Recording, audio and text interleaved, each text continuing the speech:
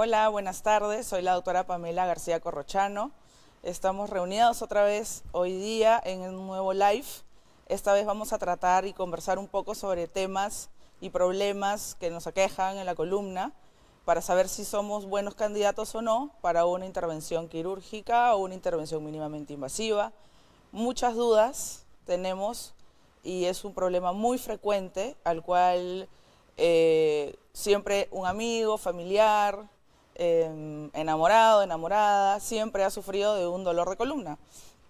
Entonces, voy a hablarles primero para que tengan una idea de cómo poder tener una apreciación global de lo que es la columna vertebral. Vamos a empezar a tener unos cuantos puntos para pasar seguidamente a responder sus dudas, sus preguntas y sus consultas. Bueno, sabemos que, como les dije, los problemas que aquejan a la columna vertebral son problemas muy frecuentes.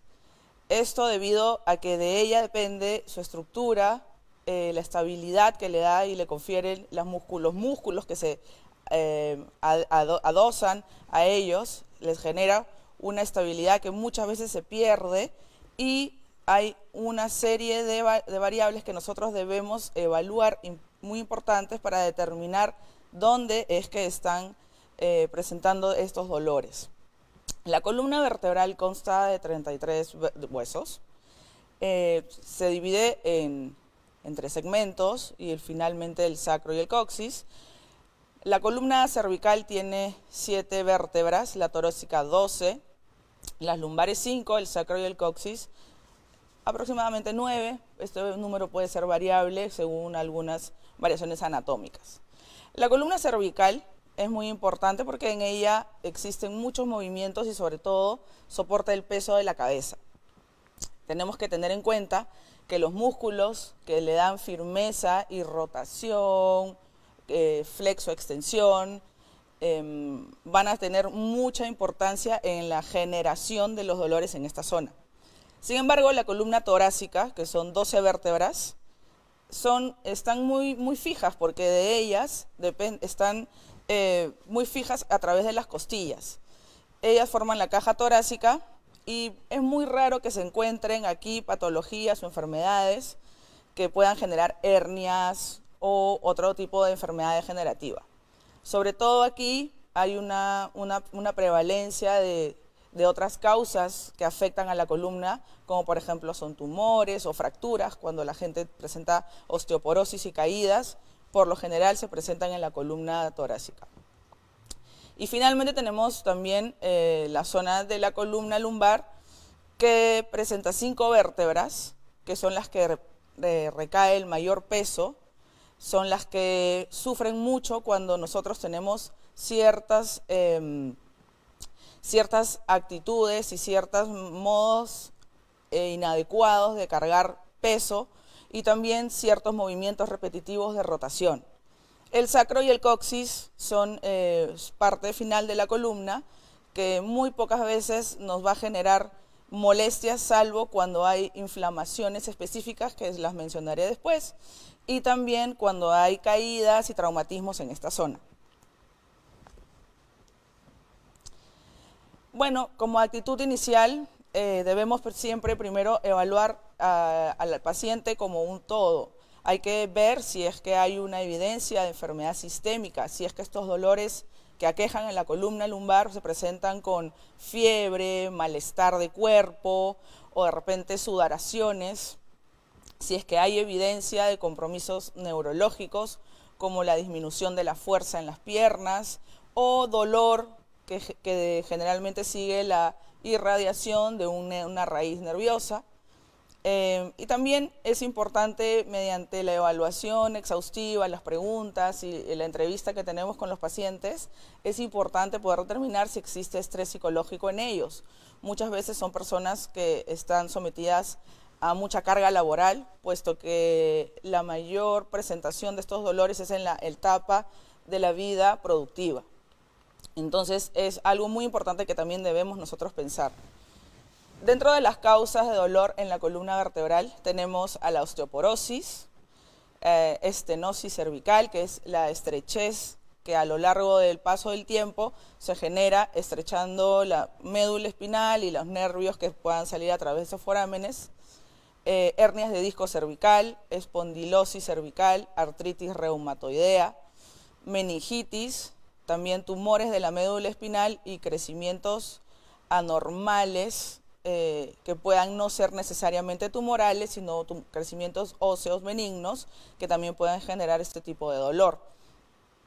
Síndrome de la articulación facetaria, el embarazo, malformación de Chiari. Estas últimas, sobre todo, vamos a mencionarlas más adelante.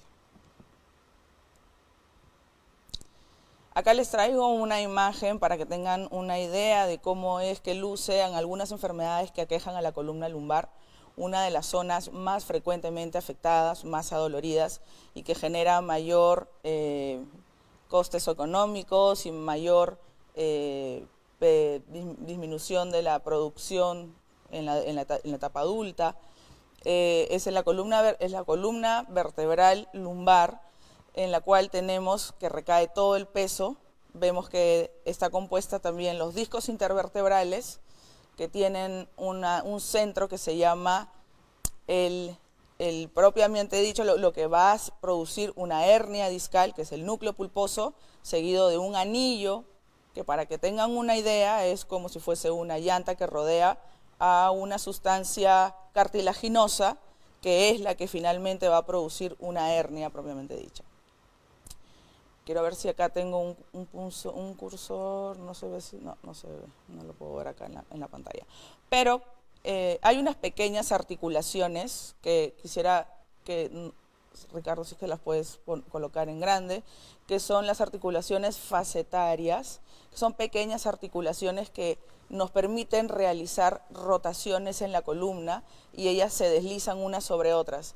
Y aquí es algo muy importante porque en estas pequeñas articulaciones facetarias es donde se produce una degeneración al paso del tiempo o dependiendo también del estrés que ha llegado a esta columna. Puede ser un deportista de alta competencia o de repente una persona que toda su vida estuvo cargando peso o que un atleta que estuvo cabalgando mucho tiempo también como jinete de caballo. Entonces, estas articulaciones facetarias sufren cambios que generan inflamación y finalmente dolor. Otro ejemplo es la espondilolistesis, que como se ve es cuando existe una inestabilidad entre vértebra y vértebra y una sobresale sobre la otra y hay ahí un movimiento que no debiera estar presente y es lo que genera dolor.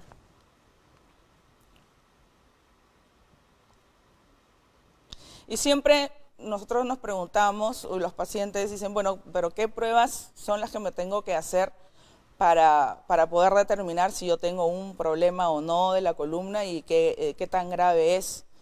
Dentro de las más frecuentes son las radiografías simples, que nos va a permitir evaluar todo el componente óseo, la gammagrafía ósea, que nos descartará problemas inflamatorios sobre todo, o neoplásicos.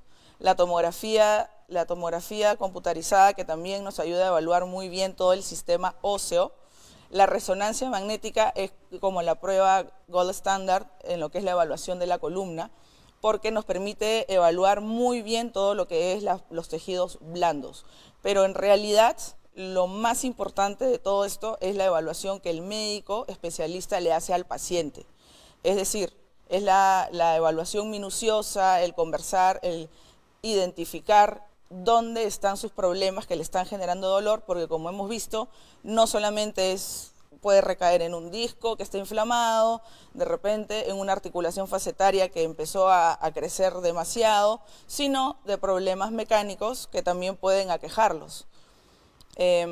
Por ejemplo, ¿cómo saber si yo puedo estar en riesgo de tener o no una enfermedad en la columna vertebral a futuro? Si soy una persona que lleva cosas pesadas todo el tiempo, es una persona que está en riesgo. Si tiene más del 20% de sobrepeso también. Si se para o se sienta en una posición durante 30 minutos o más, es decir, el sedentarismo. Las personas pasan hoy por hoy están pasando más de 1 hora, 2, 3, 4 horas sentados con la computadora, haciendo home office sin poder darle un respiro a la columna, de poder estirar los músculos y poder también liberar la presión que se genera estando sentado más de 30 minutos. El dormir sobre un colchón demasiado duro, demasiado blando, el tener el teléfono debajo entre la oreja y el hombro, es decir, con la cabeza agachada, usar zapatos o calzados inadecuados, realizar tareas que requieran agacharse con frecuencia, si es que siempre uno está intentando alcanzar artículos por encima de los hombros o cargando peso por encima de los hombros. Si cargas niños con frecuencia y todo el tiempo estás cargando a los niños, levantar objetos pesados del suelo de mala manera también nos va a poner en riesgo de poder desarrollar una enfermedad en la columna. Y bueno, aquí tenemos unas imágenes de posturas que nosotros ni siquiera somos conscientes que adoptamos. A veces uno está manejando al teléfono, a veces con el teléfono al lado, sostenido del hombro. Todas esas posiciones, imagínense una secretaria que está sentada 12 horas y está en esa posición, entonces hay una sobrecarga importante en la parte muscular y en el cuello que va a generar una contractura y que le va a generar dolor crónico. Asimismo, tenemos a las personas que están sentadas en una computadora, a los que cargan niños y bueno, lo que ya mencioné. Y bueno, entonces, una vez que tenemos estos problemas, que generalmente son dolores, el dolor cervical, dorsal o lumbar, hacemos una evaluación exhaustiva, hay que tratar al paciente de manera integral, hay que tener una evaluación y poder identificar cuáles son los problemas que le están generando estos dolores. Y para ello tenemos procedimientos conservadores. El tratamiento actualmente en todo lo que es la patología de la columna vertebral es un tratamiento holístico. Es ver al ser humano como un todo. No solamente voy a evaluar a un paciente con una imagen diagnóstica, con una placa. Uno tiene que evaluar en integridad para poder así hacer un plan específicamente para este paciente, el cual va a diferir muchísimo de otro paciente que tenga otras características mecánicas, biomecánicas, es decir, en altura, peso, constitución y estilos de vida, a otro paciente que tenga la misma imagen o dolor y problema. Entonces es muy importante que dentro del tratamiento esté involucrado lo que es la fisioterapia intensiva, el balance de todas esas fuerzas que nos ayudan a mantenernos erguidos, a mantenernos de pie y a soportar muchas horas trabajos sentados, o disminuir la carga estresante sobre estas estructuras. Entonces, dentro de estos procedimientos mínimamente invasivos, para poder calmar los dolores, primero es la identificación, como hemos dicho, del problema, hacer un tratamiento conservador. Quizás en algún momento inicial se dará algunos medicamentos, antiinflamatorios que puedan disminuir los dolores junto con terapia física y balance de fuerzas. Si el paciente aún persiste con los dolores, entonces tenemos a la mano poder ayudarlo con bloqueos facetarios. Como la imagen lo muestra, es hacer una inyección con una ayuda de rayos X, colocar medicinas a ese nivel para que pueda tener alivio de la rama afectada o el nivel afectado. También existen los bloqueos epidurales. Cuando existen hernias de disco que todavía no han logrado completar la cicatrización y todavía hay dolor residual, pero no generan un problema neurológico, se pueden realizar bloqueos epidurales para calmar el dolor y que el proceso de la cura siga. También se pueden hacer bloqueos selectivos, todo esto mediante imágenes de rayos X. Y si es que todo esto es positivo, estos estudios previos, hay un buen control del dolor, pero el dolor retorna y no hay daño neurológico, entonces uno puede hacer la coagulación o la radiofrecuencia de ciertos nervios para poder tener un efecto en mayor tiempo, generalmente 1 año o 1 año y medio o 2 años. es la radiofrecuencia facetaria. Finalmente también tenemos técnicas mínimamente invasivas para neuromodulación, cuando existen problemas de columnas de personas que han sido operadas, reoperadas y que aún así persisten con estos dolores. Existe para ellos y para mucho tipo de otro tipo de patologías, existe lo que es la neuromodulación. Es el colocar un dispositivo que nos va a generar una señal conectado a un electrodo para poder disminuir y poder hacer un bypass del dolor a nuestro cuerpo mismo y de esa manera controlar el impulso que nos da el dolor. Dentro de los procedimientos quirúrgicos, que realmente son los menos frecuentes, porque uno trata de solucionar todos estos problemas de la columna mediante muchas etapas previas, como las podemos ver aquí. Hay diferentes grados de degeneración del disco, el disco se va progresivamente deteriorando. Primero se pueden hacer terapias iniciales con analgésicos, terapia física, luego pasaremos tal vez a un tratamiento con radiofrecuencia que tenga un efecto más duradero. Si el dolor aún persiste y se vuelve crónico, muchas de estas patologías en menor cantidad van a lo que es una cirugía de fusión vertebral. Y dentro de estos procedimientos tenemos a la nucleoplastía, que es mínimamente invasivo para poder remover un pedazo de disco que está muy adolorido y disminuir la molestia en ese momento. La microdisectomía es otra herramienta que tenemos quirúrgica para poder liberar la compresión del nervio y del fragmento de disco que lo tiene presionado. También podemos optar finalmente, si el caso del paciente lo requiere, muchas técnicas para poder fijar y dar una mejor posición a la columna.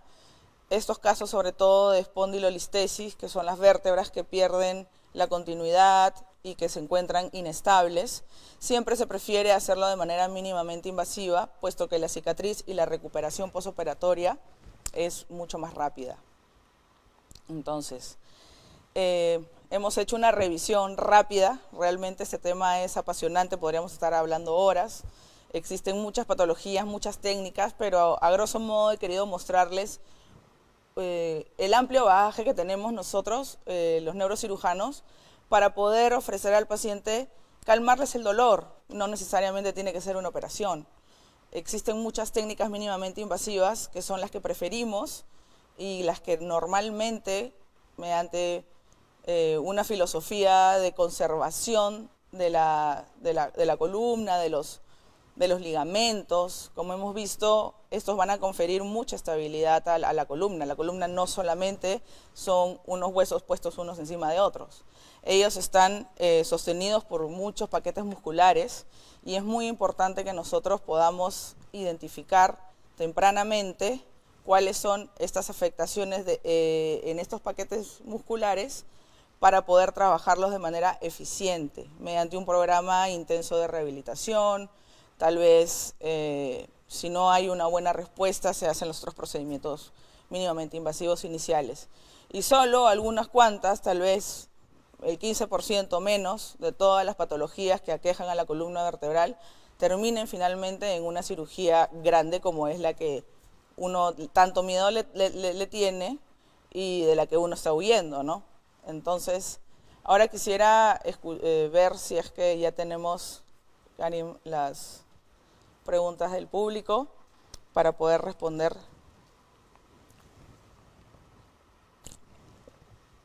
sus inquietudes.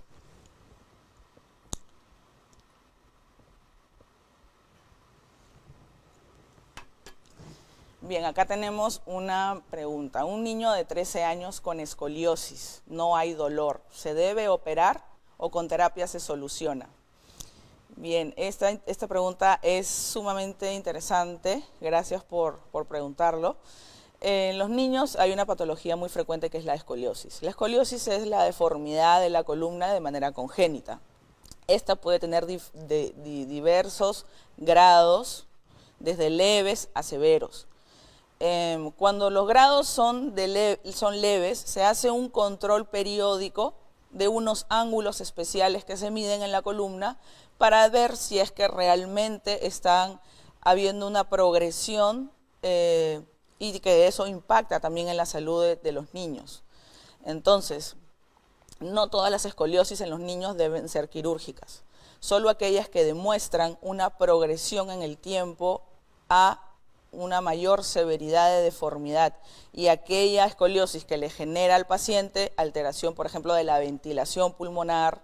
Como hemos visto, la columna dorsal está involucrada y está fija por la caja torácica. Entonces, si esta se deforma de manera severa o moderada, va a tener un impacto importante en la respiración. Entonces, son factores que nos van a indicar cuándo es prudente realizar una cirugía en estos pacientes. Pero no todas las cirugías, no todas las escoliosis van a terminar en una cirugía. Y sí, la terapia es muy importante para conferir estabilidad del segmento, porque uno fortalece los músculos y de esa manera también va a evitar que haya una mayor progresión de la escoliosis. ¿Qué es la espondiloartrosis lumbosacra? La espondiloartrosis lumbosacra es la degeneración de la columna, es decir, ya sea puede ser temprana o ligada a la edad. Algunas personas tienden genéticamente a tener una degeneración más temprana de la columna y son aquellos cambios artrósicos deformantes en la columna que generan crecimiento del hueso, de los ligamentos que están alrededor de los nervios y que finalmente van a generar una compresión de las raíces nerviosas en la zona lumbosacra, lo que es el canal estrecho, y eso va a generar mucho dolor e imposibilidad de poder caminar adecuadamente o limitación, por ejemplo, en caminar 5 cuadras. Las personas que sufren espondiloartrosis degenerativa, lumbosacra, se quejan mucho de dolor de piernas y es una enfermedad que se presenta en el tiempo. Está ligada a la edad, es decir, que es mucho más frecuente en pacientes que tienen más de 60 años o en aquellos que han tenido de repente una vida muy activa y que han hecho demasiado deporte o durante toda su vida han hecho demasiado estrés a la columna que ha generado una artrosis temprana. El tabaquismo también es una parte importante para el desarrollo de una espondiloartrosis temprana. Entonces, una medida importante es poder dejar el cigarro siempre que se puede para poder tener una salud en la columna. ¿Otra pregunta? Buenas tardes, doctora. Soy un paciente operado de una hernia lumbar L4 y L5 en el 2016, pero ya me recuperé. Pero en el 2019 tuve un accidente de tránsito en el cual me salió una hernia en el mismo lado donde me operaron. ¿Debo operarme? Es una muy buena pregunta. Una hernia se convierte en quirúrgica cuando el dolor no cede mediante todas las técnicas que hemos conversado y siempre y cuando no genere un daño o un problema neurológico. El problema neurológico que generalmente se da a ese nivel L4, L5 es dolor intenso o disminución de la fuerza en alguna pierna, ya sea derecha, izquierda o en ambas, dependiendo cómo es la hernia. Entonces, no necesariamente debes operarte. Lo que uno debe observar es que haya una buena evaluación neurológica por parte de un especialista calificado que te vea si los reflejos están correctos, si la fuerza de todos los músculos involucrados en esas raíces están funcionando de manera adecuada. Y si uno no tiene dolor y tampoco tiene un compromiso neurológico, entonces no debe operarse.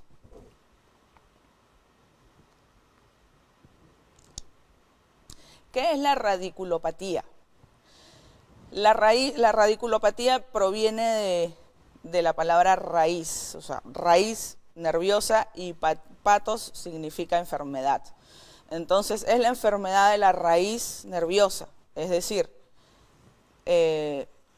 hacia el final de la columna, una vez que emergen los nervios a través de los forámenes son raíces nerviosas y esas van a seguir una distribución dependiendo de dónde se encuentra el nivel, ya sea superior, cervical, puede ser en los brazos, si es torácica, a nivel del abdomen y torso, y si es lumbar, glúteo, pierna, muslo, pantorrilla, van a seguir una distribución particular y específica.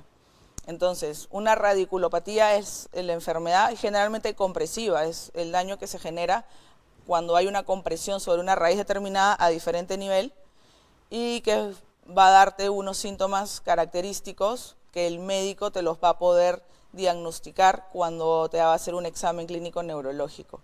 Va a saber identificar, usted tiene una radiculopatía a nivel de L4-5 en el lado derecho. Significa que esa raíz que está emergiendo a ese nivel está siendo afectada, entonces una radiculopatía. ¿Cómo tratar el dolor de la hiperlordosis? La hiperlordosis es una alteración mecánica, pero genética, es decir, que nace con la persona. Es la forma, la lordosis es la curva natural que tiene la columna lumbar y también la columna cervical. La hiperlordosis es el aumento del ángulo o de la inclinación que tiene esta columna y esto va a generar dolor. Por lo general se considera un defecto mecánico que va a ser generador de lumbalgia o dolor a esa zona. ¿Cómo se debe tratar? Pues se debe tratar de manera conservadora, haciendo ejercicios especiales. En fisioterapia se tiene un bagaje de ejercicios específicos para tratar la hiperlordosis. En muchos casos no se va a poder retornar a una lordosis, digamos, normal, pero sí se va a poder estabilizar dando fuerza a ciertos ligamentos y músculos, así como el estiramiento de otros para poderla estabilizar. Doctora, cuando no pasa totalmente el dolor de columna por hernias, es mejor infiltrarse. Tengo hernia L5, S1, L4, bueno, las que se han inflamado. Va a depender mucho de la evaluación que podamos hacer de cada caso específico, pero si eres un paciente joven, generalmente las hernias y los discos inflamados se dan en pacientes jóvenes. Todavía estos discos van progresando a una deshidratación y una desecación y un daño y una inflamación crónica. Cuando se convierte en crónica, es decir, cuando pasan más de 4 semanas o 12 semanas, a pesar del tratamiento que se ha indicado, sí, una alternativa puede ser la infiltración. Inclusive se pueden hacer infiltraciones de ozono al disco, al mismo disco, para poder disminuir la inflamación que está contenida y alrededor de él. Otro tratamiento mínimamente invasivo del disco es el plasma rico en plaquetas, que también se puede colocar a nivel discal para ayudar a contrarrestar esta inflamación. No voy a obtener un nuevo disco, no es que lo voy a regenerar, porque eso es también una pregunta muy frecuente que me hacen en el consultorio. Doctora, ¿me va a poner el plasma rico? ¿Significa que va a regenerar mi disco? No, o sea, no va a haber una regeneración, pero sí va a ayudar, va a promover a la cicatrización y de esa manera a disminuir el dolor. Doctora, si tengo osteopenia, ¿está relacionado con la columna? Sí, está muy relacionado. La osteopenia significa que hay una pérdida de la densidad mineral del hueso y generalmente aquellos huesos que soportan el mayor peso corporal son los que están más en riesgo de poder ser dañados o fracturados. La osteopenia debe ser tratada tempranamente para prevenir que no se forme osteoporosis, que finalmente es ya la pérdida como tal de la densidad ósea y que pueden existir fracturas sin necesidad de haber tenido un traumatismo o un golpe muy fuerte. Entonces sí hay una relación importante entre osteopenia y los huesos de la columna, porque inclusive cuando nosotros vamos a operar a un paciente, colocar prótesis, tornillos y tener una cirugía importante, uno siempre tiene que valorar este estado óseo, la salud ósea, para poder decidir qué tipo de instrumento voy a colocar en esa columna y no sea un problema luego. Entonces, como parte de su evaluación, si usted ha sido, su médico le ha indicado que va a tener una cirugía con implantes o con tornillos, lo voy a decir de manera para que se entienda muy sencilla, entonces tiene que tener una evaluación con una densitometría ósea, porque de esa manera el cirujano va a saber qué calidad de hueso va a enfrentarse y posteriormente después no haya rupturas de los huesos por un estrés que va a estar dado por la presencia de estos implantes que se les van a colocar. Entonces, tengo dolor lumbar permanente, especialmente en las mañanas, cuando me levanto es más intenso. Durante el resto del día el dolor es más leve. Hago ejercicios para fortalecer los músculos lumbares. Ha habido mejoras, pero sigue el dolor. Si el dolor, a pesar de haber realizado estas actividades de fortalecimiento, es importante ver si es que hay alguna otra hay una otra fuerza que está generando este dolor, que no necesariamente tiene que ser la columna.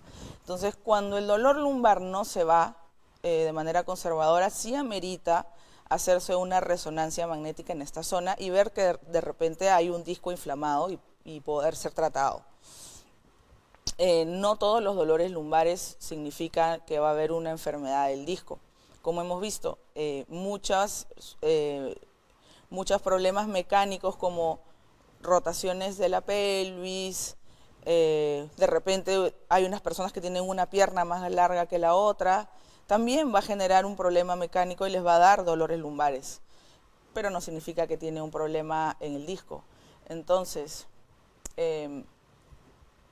es importante, es permanente. ¿Qué hacer? En este caso yo creo que debes tener una evaluación por un especialista para que te haga una resonancia, ver si es que existe un disco que te esté generando el dolor y si no, poder evaluar el resto de la mecánica de tu cuerpo para optimizar estos ejercicios. De repente son otro tipo de ejercicios los que puedes hacer o de repente eres candidato para hacer algún tipo de tratamiento mínimamente invasivo a lo que arrojen los estudios, ¿no? las pruebas que se van a realizar.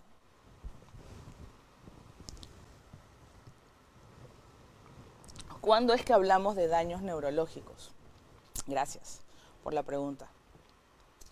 Un problema neurológico, cuando hay lesiones en la columna, va a depender del nivel que esté afectado. Pero los problemas neurológicos empiezan con el dolor radicular, ese dolor que es irradiado y que es específico de una extremidad, puede ser una extremidad superior, una extremidad inferior. Cuando hay pérdida del tono muscular inervado por esa raíz, cuando hay pérdida también de los reflejos o disminución de los reflejos, cuando hay una disminución de la sensibilidad en esa zona, cuando existe un déficit en la función normal que debiera tener el segmento evaluado, es ahí cuando uno habla de daño neurológico. Lo más típico en la parte lumbar es cuando tenemos hernias en L5, S1, en L4, L5, que son las más frecuentes, y hay dolor en la pierna. El dolor puede ser controlado por diferentes maneras, no es un criterio estricto para operar a alguien, el dolor en la pierna, pero sí la función. Y esta se evalúa, por ejemplo, pidiéndole al paciente que camine en puntas de pies y en talones. Si el paciente puede realizar estos sin ningún problema, entonces no existe un daño, pero debe ser monitorizado muy estrechamente, porque en cualquier momento de este proceso puede presentar un pie caído y eso sí sería un daño neurológico, que debe atenderse de manera inmediata mediante una cirugía, una descompresión de la raíz, porque eso sí es un indicativo de una cirugía. Entonces, eso es importante poder evaluarlo. Buenas tardes, doctora. El estrés también puede influir en el dolor. Estuve 3 días así y no podía ni asearme en las mañanas. Pues sí, claro que sí. Como mencioné en una de las diapositivas, es muy importante también hacer una evaluación psicológica. Cuando nosotros hacemos un examen clínico exhaustivo y vemos que no hay una razón que explique los síntomas del paciente, entonces tenemos que indagar en otras causas. Y una de ellas, por supuesto, es el estrés. El estrés genera contracturas importantísimas, sobre todo en la parte cervical y en el macetero. En la noche los pacientes hacen mucho bruxismo, es el cierre muy fuerte, y cuando los dientes suenan en la noche, genera mucha presión en esa zona y hay un impacto directo en el cuello. Entonces van a venir los pacientes que tienen mucho estrés y tienen este problema con dolores cervicales. Y es importante poder determinarnos en la consulta para poder solucionarlos y ofrecerles el mejor tratamiento, porque no va a ser infiltrarle el cuello, sino probablemente colocarle una férula para que pueda el paciente descansar bien, disminuir la tensión en el cuello. Y bueno, son muchas las causas por las cuales un médico debe indagar para poder saber, y claro que sí, el estrés es una de ellas. ¿En qué especialidad te hacen esos procedimientos no invasivos? Bueno, en neurocirugía. Mi especialidad es neurocirugía. Existen también médicos que tratan el dolor, que pueden ser anestesiólogos especializados en el manejo del dolor. Ellos se especializan en anestesiología y luego hacen una especialidad aparte para manejar dolor. Pero los procedimientos mínimamente invasivos, como las microdisectomías, las endoscopías de disco, los bloqueos facetarios, la neuromodulación espinal, las hacemos los neurocirujanos, entrenados en esto. Otra especialidad que también puede realizar estos tratamientos son los ortopedas, que son los traumatólogos, que también, una vez finalizada su especialidad, hacen una subespecialización en columna y también pueden hacer este tipo de tratamientos. Buenas tardes, doctora. Gracias por su exposición. Una escoliosis lumbar izquierda, levoconvexa y un pinzamiento posterior de L5-S1. ¿En cuáles actividades diarias me limitaría? Gracias. Bueno, no debiera haber una actividad diaria básica que vaya a limitarte, pero lo que sí debes procurar es evitar generar mayor estrés a la columna. Tienes que tener una buena actitud al momento de poder levantar objetos pesados del suelo. No debes pasar muchas horas sentado en un mismo lugar sin poder movilizarte y descargar el peso que genera no solamente el estar sentado, sino el abdomen también genera un peso cuando uno está sentado. Entonces, es peor para la columna pasar horas sentado que estar caminando por cualquier lugar, mucho tiempo. Peor es quedarse sentado. Entonces, evitar el sedentarismo.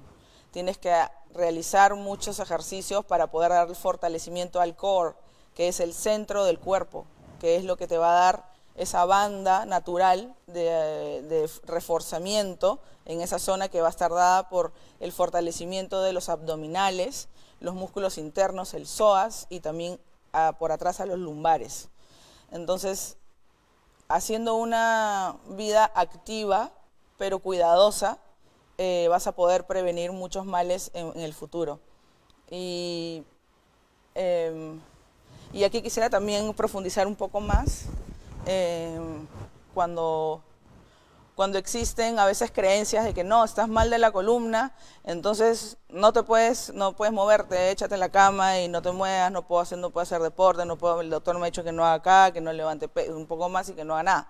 Entonces, muy pocos casos, si no es que casi ninguno, es la recomendación no hacer nada, porque justamente una de las causas que van en contra de una salud en la columna es el sedentarismo, el no realizar extensiones, el no tener flexibilidad, el sobrepeso, el sedentarismo, nos va a generar muchísimos más problemas de columna que el estar activos. Entonces, siempre es bueno poder tener una evaluación integral para determinar cuáles son las fallas, mejorarlas, fortalecerlas y de esa manera lograr una salud plena de la columna. Gracias por su exposición. que es una listesis y si es operable.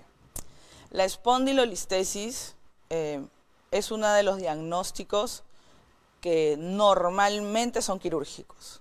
A partir del grado 1, 2, tienen varios grados, está separada por grados y ellos van lógicamente de leve a severo. Entonces, una espondilolistesis se convierte en quirúrgica cuando genera dolor. Hay pacientes que tienen espondilolistesis de grado 2, pero que no tienen mayor problema ni dolor. La espondilolistesis te va a dar dolor lumbar. Y si uno lo trata de manera conservadora, mediante todas las lo que hemos ya conversado de procedimientos mínimamente invasivos y no se logra controlar el dolor, es una indicación para una cirugía. Normalmente lo que se hace es, si el disco generalmente está debilitado y desgastado, se remueve el disco, se coloca un reemplazo de este disco y se fija la columna para hacer una artrodesis, que es el fin de esta cirugía, es poderle dar un bloque sólido para que no haya esa inestabilidad a ese nivel. Y sí, la espondilolistesis es una de las patologías que además tienen una buena resolución quirúrgica. Uno hace una evaluación del paciente, si realmente se agotaron las medidas de fortalecimiento y no se logró el objetivo, entonces la planificación va a ser la cirugía. Y la cirugía es muy gratificante porque más del 85% de los pacientes salen muy aliviados y les cambia la vida la cirugía de ese tipo de enfermedad. Los dolores lumbares, ¿con qué especialista se debe consultar en un inicio? Bueno, en un inicio con su médico primario. Su médico primario, los médicos generales o médicos internistas están en la capacidad de poder estudiar esta patología frecuente. Yo considero que en el momento en que no se logran los objetivos o se van diagnosticando enfermedades muy específicas en la columna, es cuando uno ya debe acudir a un especialista, que en este caso puede ser un neurocirujano, es un neurocirujano, pudiendo ser también un ortopeda especialista en columna. Yo creo que sí, desde un inicio, tal vez, como le digo, es la evaluación médica, que le hagan ciertas pruebas. Probablemente las lumbalgias o los dolores de columna se resuelven de manera conservadora, con terapia y algunos antiinflamatorios, pero si no es así y el dolor ya se va a la cronicidad o aparecen síntomas de alerta, como la alteración de una pierna, debilidad, pérdida del reflejo, o la imposibilidad, por ejemplo, de poder ir al baño, porque también hay un nivel importante ahí que es el síndrome de la caudequina, que es una zona de la médula, la parte final, donde cuando hay una hernia se presentan unos síntomas muy alarmantes, que eso sí son emergencias quirúrgicas, que es el síndrome de la caudequina. Entonces es importante que también esto se pueda identificar de manera temprana. El especialista, sí, el especialista de inicio es un neurocirujano, va a tener el expertise de poder identificar justamente a veces diagnósticos muy finos que lógicamente de repente en otras especialidades no están acostumbrados a ver, pero yo creo que desde un médico primario es muy importante que también pueda ser evaluado. Personas con parálisis de cuerpo por ACV pueden padecer de dolores de columna y hernias. Sí, claro que sí. Las personas paralizadas por ACVs, el problema es que empiezan a tener contracturas severas de los músculos que no se mueven y desarrollan rigidez. Y esta rigidez es muy dolorosa. Y dependiendo de la magnitud de la parálisis que tenga el paciente, va a desarrollar contracturas de bandas musculares importantes que puedan generarle, por supuesto, dolores muy intensos, que no necesariamente van a nacer de una hernia o no necesariamente va a ser un dolor propiamente de columna, pero sí van a verse incrementados todas estas contracturas y van a impactar finalmente en la columna como reflejo a este problema de parálisis. Entonces sí, las personas con parálisis de cuerpo pueden padecer. Es por eso, y lo recalco, por favor, cuando hay un accidente cerebrovascular y un daño neurológico con parálisis, inmediatamente tiene que haber terapia física. O sea, el terapista físico debe ir desde el día 2, si es posible en UCI, si es posible una vez en cuarto en la habitación, deben iniciarle la rehabilitación, porque hay una creencia como que no hay que esperar a que el paciente se estabilice, salga de la clínica, pero no. Mientras más temprano una persona con este problema reciba terapia física exhaustiva, intensa, inclusive hasta 2 veces al día, mejor va a ser la evolución del cuadro neurológico problemático que va a tener en ese momento. Y no solamente en el sentido de la movilización, de la movilidad, sino de la extremidad, sino de evitar estas contracturas que se presentan y que son muy dolorosas. ¿Con cuánto tiempo de llevar terapia se puede pensar que no será efectiva? Gracias por la pregunta, es muy buena. Los tiempos son 6 meses, dependiendo del tipo de patología que uno tenga, porque no va a ser igual una hernia, una espondilolistesis, no va a ser igual de repente un desbalance de cadera, una contractura del glúteo o un síndrome piramidal del piriforme. Normalmente son 6 meses y tiene que ser una terapia supervisada. No es yo me voy a la terapia, me duele la columna, me voy al quiropráctico, a la terapista, al típico, ¿no? Entonces, y no voy al médico.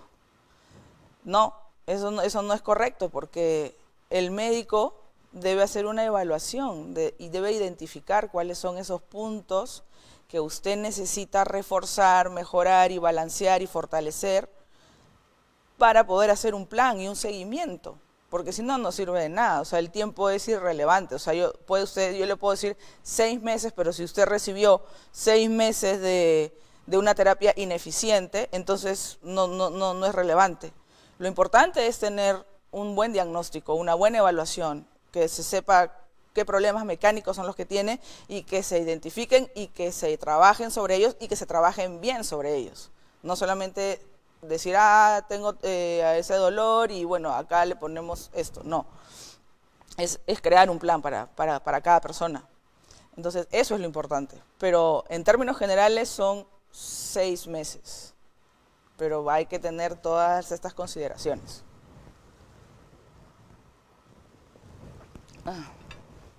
Doctora, ¿recomendaría los ajustes quiroprácticos o el uso de tabla de inversión?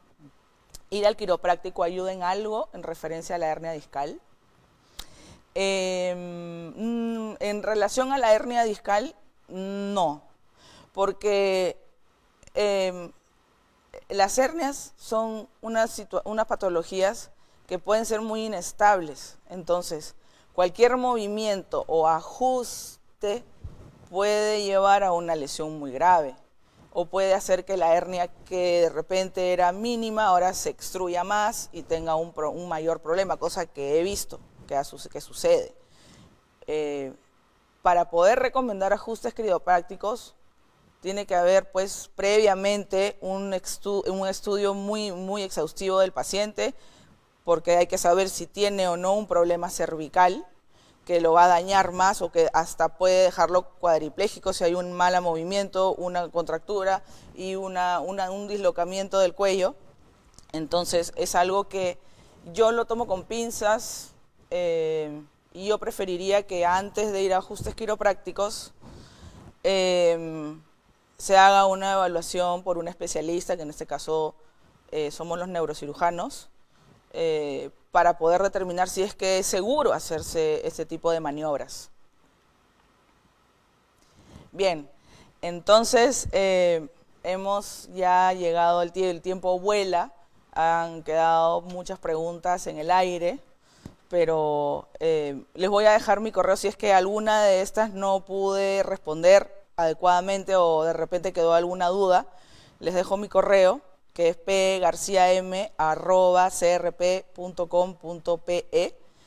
Me pueden escribir y yo encantada voy a poder responderles algunas dudas que tengan adicionales. Siempre busquen la evaluación médica, encantadísima de poder atenderlos aquí en la Clínica Ricardo Palma. Yo o mis otros colegas neurocirujanos